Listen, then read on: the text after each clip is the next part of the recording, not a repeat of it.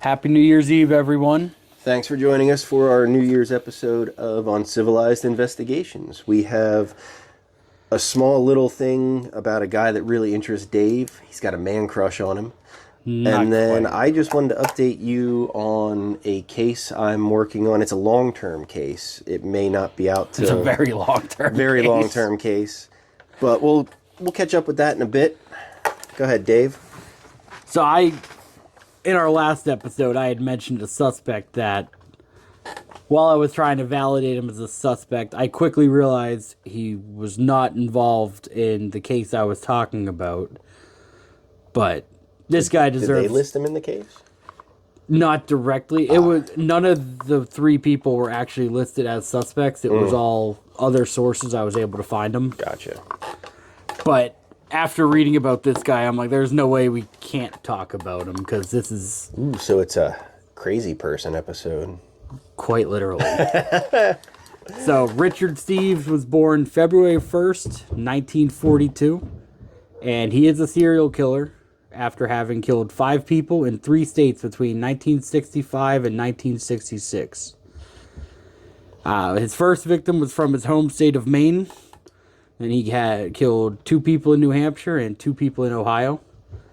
He was charged for these crimes, but acquitted for reasons of insanity, and sent to mental hospitals where he spent over a decade being treated. His first victim was 83-year-old Harry Staples in North Bernice, Maine, which he beat him to death with his own case before fleeing the scene. With his own cane.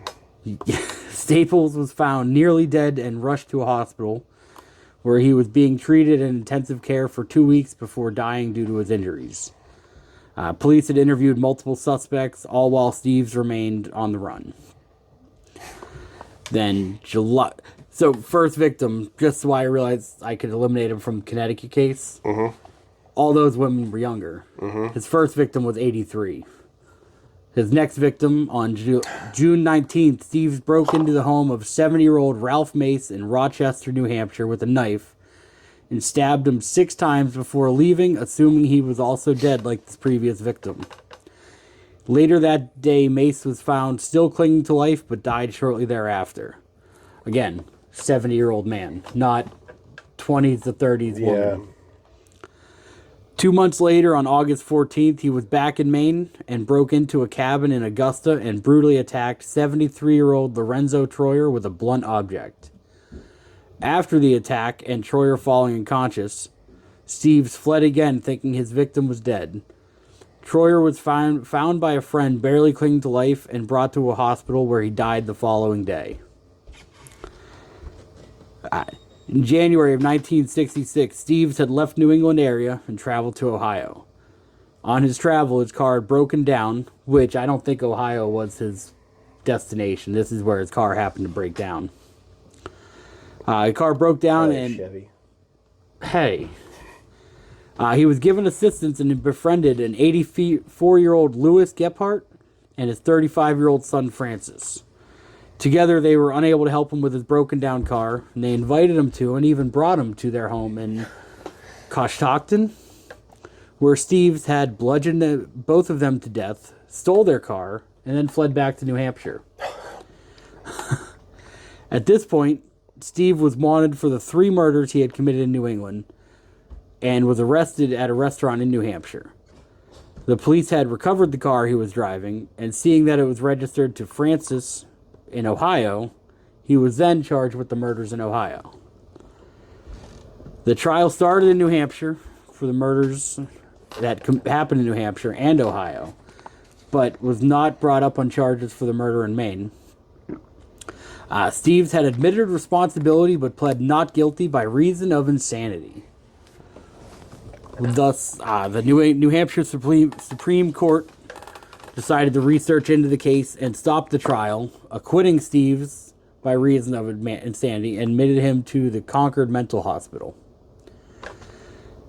While being treated, he was still pending charges for the murders in Ohio of Francis and Lewis, because the judge was only able to acquit him of the murders in New Hampshire. Gotcha.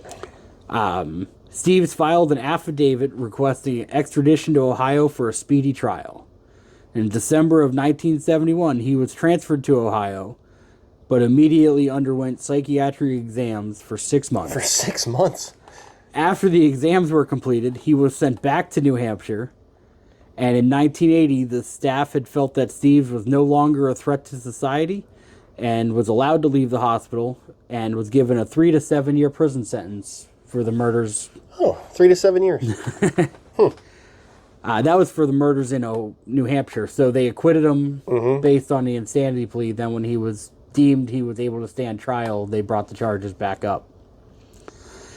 While serving his prison sentence in 1983, after still not been tried for the convicted murders in Ohio, prosecutors decided not to prosecute Stevens for the murders. And why? Like, now do you understand why I wanted to talk about this? Oh, yeah, you know what? Just let him go. And they probably met him for that 6 months, like, dude's batshit. 1984, Steves was paroled from prison and sent to... So he's been found guilty of killing 3? Or 2? 2. 2 people. And then he's still getting out on parole. Convicted of killing 2 more, but because it took so long, they were like, we're not going to continue. Okay. I just wanted to clarify that for our Do you understand viewers. why I wanted to talk about this now? In 1984, Steve was paroled from prison and sent to live with his brother in Unity, Maine. April of 1985, Steves broke into the home of 69-year-old Russell Bailey, who was a local gift shop owner. He attacked him and struck him in the head multiple times with a blunt object. After the attack, he fled the scene. And then on April 29th, so I think it was April 15th when he broke in, so 14 days later, a relative that was concerned after not hearing from him came by to check on him and found his body. He, in fact, was dead. The police investigated and followed witnesses' statements saying that they had remembered Steve's pickup truck was in the driveway, and after that, nobody had heard from Bailey, so they concluded that Steves was a prime suspect for it. Well, they did something right.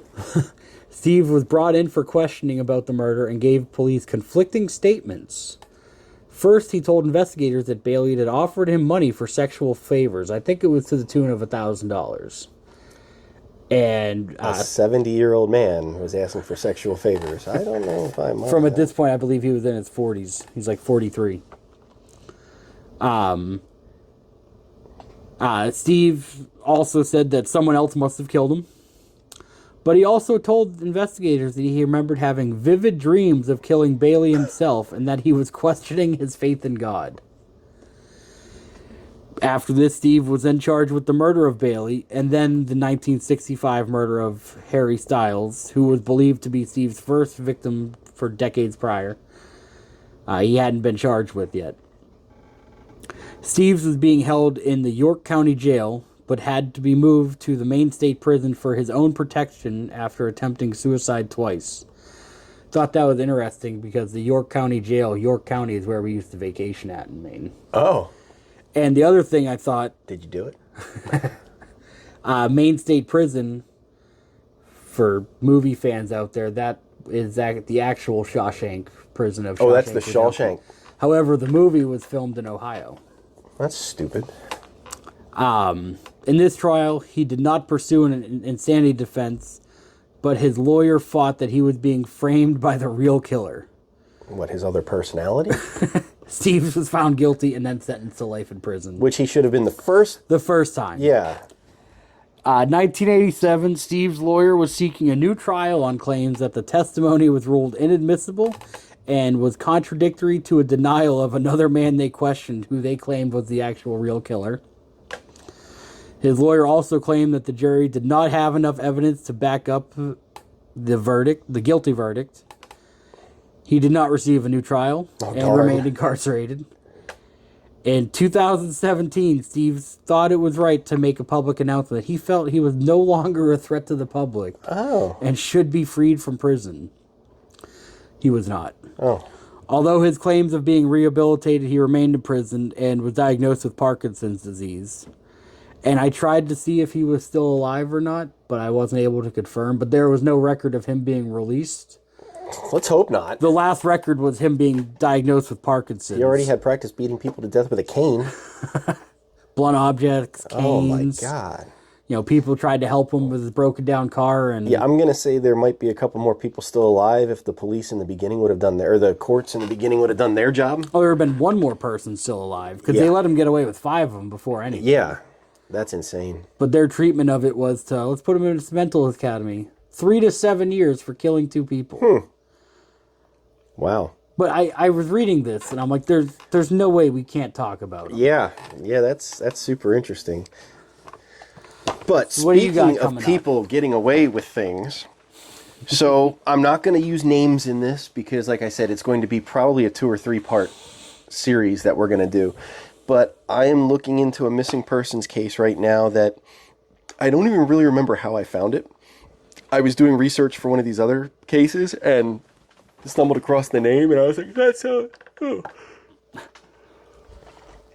sounds interesting. That's how I came across this guy. So I started digging, and the more I read, the more interesting it sounded, and the more things didn't line up, and there were a lot of things that made me go, what the fuck? Like, and then I saw interviews with this person's father, and I'm not sure if it's him making the statement. Somebody made the statement that the police are involved in, we'll just call it not doing their jobs correctly.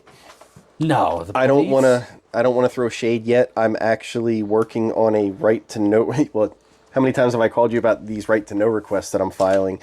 I think I got numerous documents from you over it. So, the right to know law pertains to pretty much any government document that isn't part of an ongoing investigation or would not cause harm to another person. So, I requested the police logs from a certain police agency that dealt with this case, and they first said that my request was like 35 itemized bullet points of what I was looking for, and said that I was okay if some of it was redacted, because I get it, they can't give names and addresses of people that weren't suspects, or even if they were suspects, that's not something they're allowed to give out until after the case is over. Yeah, but they said that it wasn't specific enough, which blew my mind. And then, after I asked how it wasn't specific enough, they told me that it wasn't even up to them to release the files because the investigation was handled by the DA's office. Which, yes, the DA is involved in investigating, but the police are also responsible for keeping their own files on investigations. So that I knew was a load of... But playing their game, I then filed a right to know claim to the county DA office, who within an hour responded that it was denied due to an active investigation. Now, this case took place in 2012, and while it may still be considered open investigation is not allowed to be used as a blanket statement to just say, no, you're not getting any files. In my request, I had offered them the option of redacting to within the law, meaning redacted means like if you're looking at a document and you've ever seen the black, like... Yeah, they take like names and they take stuff out of it. So, okay, it's an active investigation from 2012 that has literally gone nowhere since about a week after the case opened. You can't really use the blanket statement of it's an active investigation, because how active is a 2012 cold case? Yeah. Now, is there a statute of limitations for how long they can... 50 years, I believe. Okay. Because like the Shriver sisters, the other case I'm working on, they can't use that excuse, even though it's a cold case. It's been 50 years. Yeah. The suspect may be dead. Likely dead. Yes. But, so I filed a... And I mean, that just shook me as shady in itself, that the police are like, no, first it was no, then it was, oh, we'd like to, but we can't, the DA's office is in charge, and the DA's office is like, no. It was like an immediate no. It was an immediate no, within an hour or two. So I appealed it to the Office of Open Records, which is in Harrisburg. I was in touch with a caseworker. The DA actually has a lawyer involved fighting this. Do they really? He put in a motion of appearance. I was told that everything's digital, because I was like, motion of appearance, does that mean I'm going to have to drive to Harrisburg and actually, like, stand up in court and tell them you're wrong, which in itself would be fun. But You're going to wear a mic for that if you have to. We'll Yeah. put it under your suit jacket. yeah, that would be fun.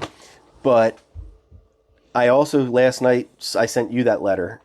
Yeah. Since they have a lawyer involved. Now, the police department does not have a lawyer involved, which I thought So it's Harrisburg office has a lawyer involved, right? Lebanon. Okay. And that's all I'm going to say on where it was. But what I don't understand is it's a different DA than was involved with the case. Yeah. Because my first thought was, oh, this DA knows something was messed up and is covering it. But it's a different DA that wasn't involved in the case whatsoever. Was he even a DA at the time of when it happened? Not in that county, no. Okay. It's a different police chief. Well, it's been 13 years, so it's likely the staff around it is not the same. It's a different police chief. I did reach out to the police again and left a voicemail that I'd like to talk to them to ask what I could do, and I have gotten zero reply. But the more they say no, the more I'm suspicious. Like, if there's nothing being overlooked, covered up, or hidden... I mean, I'm looking at what you requested, and even after stating how they can redact, information, all of it seems like it should be public knowledge. Yeah. There's a couple things that they might take out, like a dispatch record. I could see them not... Well, that's just that a 911 call That's was... true. That would be one of the easiest things. But that is something I want to know, because in this case, there's conflicting reports about timing, and one response claims that it only took them 5 minutes, but then the next response claims it took them almost 30 minutes. And I'd like to know why that was. Yeah. You're asking for active investigative techniques. They don't have any active investigations, so I don't know why they would be unwilling to offer that information to you. Exactly. So it is very odd that the levels they're going to not. Yes, but you saw that letter I wrote to them, and I pulled out, I quoted actual laws. I mean, even your first request, you're quoting the actual laws. Yes. So, from what I've read, most right-to-know appeals are upheld, or not upheld, but are overturned, meaning I should get something. More than just a no. Yes, but I've got this really sneaky suspicion that the DA will cave and send me 90% redacted paperwork.